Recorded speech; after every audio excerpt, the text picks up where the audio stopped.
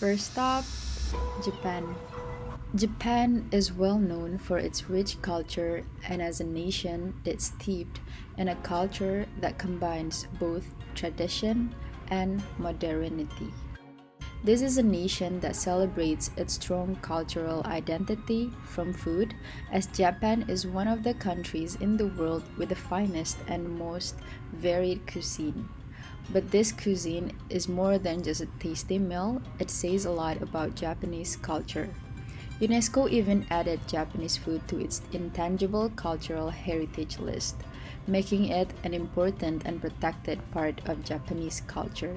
When it comes to architecture, it is no secret that Japanese is an absolute design powerhouse. What makes Japanese architecture so unique is that they are effortlessly charming and no other regions have mastered minimalism, quiet like the Japanese have. When it comes to beliefs, the Japanese have two main faiths, which are Shinto and Buddhism, and the rest are practicing other religions. Japan's current population is calculated to be around 125 million people with a diverse range of ethnicities. Japan is known for being a highly ethical, homogeneous country. Despite the country's homogeneity, Japan is considered a tolerant country and a very welcoming to its visitors. Japan is known as an economically and technologically advanced country. In the range of time of 1968 until 2010, Japan was the world's second largest economy in the world. According to the Labor Ministry report, 92% of Japanese consider themselves as middle class.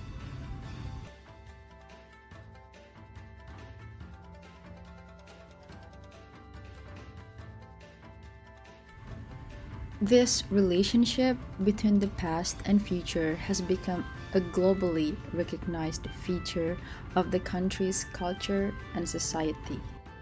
According to an article, the Japanese beliefs influenced architecture right down to the residential level, with buildings reflecting a strong emphasis on humans' relationship with nature. This is evident in the focus on natural light in old houses, as well as the use of wood in its raw form. It also comes through in the strategic design of houses to offer good views into the natural world and the change of seasons therein. To see how Japan still apply their architectural culture towards the new buildings despite modernization, let's take a look at Tadao Ando's work along with his point of views from the modernized architect perspective. For Tadao Ando, architecture is at its best when it allows people to experience the beauty of nature.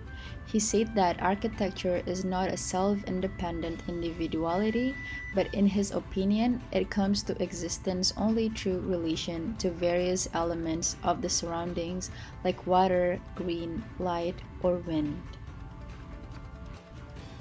This continuity of indoor and outdoor space is a principle typical of Japanese culture, and Ando takes this philosophy to new heights by incorporating modern touches.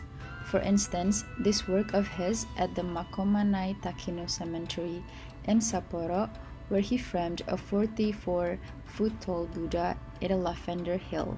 It is highlights how he uses nature to guide people's experience with the space. Tadao Ando has developed a visually rich and contemporary aesthetic that is truly his own. By balancing aspects of modernism with Japanese principle of designs, Tadao Ando has been able to carve an impressive name for himself in the architecture world. He actively connects Japanese culture towards his works as he intended to help people reflect on their inner selves rather than focus on the outward visual is just one way the Japanese Zen philosophy manifests itself in Tadao Ando's work.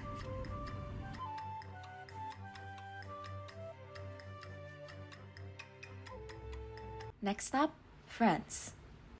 The French, ironically, have a strong sense of belonging to a single nation. Yet, by any scientific standard, they do not represent a single ethnic group. Because of large-scale immigration during the previous century, France has become a multicultural society.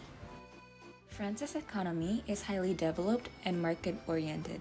As for 2020, it was Europe's third largest economy, after only Germany's and the United Kingdom's. According to a 2010 study by the Pew Research Center, the majority of French adults, or 74%, had a middle-class income. France had a population of 67,467,000 people as of August 2021. France's population accounts for 0.84% of the world's population.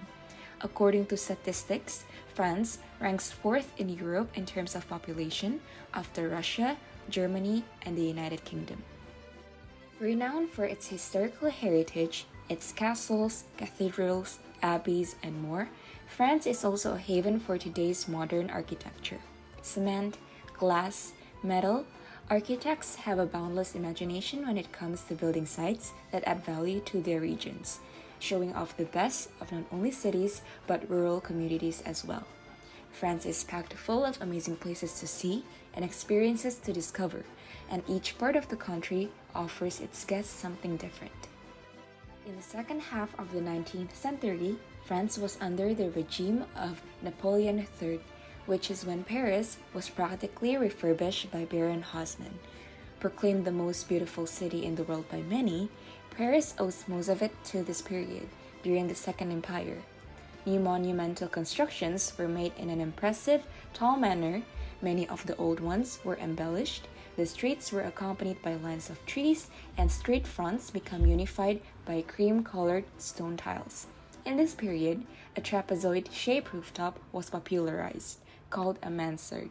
This boxy roof has become a symbol of French architecture. For his role in changing the Paris cityscape, Haussmann would acquire the nickname the Demolisher. He plowed over the ancient, winding streets of the city, the same narrow streets that had proved so useful to revolutionaries. In their place, he created broad, straight boulevards that were impervious to the barricade, and equally important, they could better accommodate the free movement of troops. The avenues also allowed for the easy flow of commerce, and so were a boon for business. Napoleon III had dreamed of a new imperial city whose very streets spoke of the glory of French Empire. Haussmann delivered. France also has many remarkable examples of modern architecture. More than 1,400 buildings have been awarded the Contemporary Remarkable Architecture label by the Minister of Culture. To qualify for the label, buildings have to be less than 100 years old and must be unique and innovative. The aim is to show that there is a value in recent constructions and a link between the old and the new. This particular activity shows that the government is open to modernizations in a form of architecture as long as it can balance the heritage of France from the past. In conclusion, both Japan and France have a shared value when it comes to their country's architecture, as those countries didn't want to leave their cultural identity behind when it comes to infrastructure. Japan and France have their own way of maintaining their cultural heritage while facing modernization. In Japan's case, we can see that the famous architect Tadao Ando tackles the possible cultural issue in architecture by using the Japanese principles of design while adding a sense of modernism in making his works. Meanwhile, in France, Baron Haussmann, an urban developer, revamped Paris in order to bring symmetry to the city, as he wanted all main roads to pass major buildings and monuments.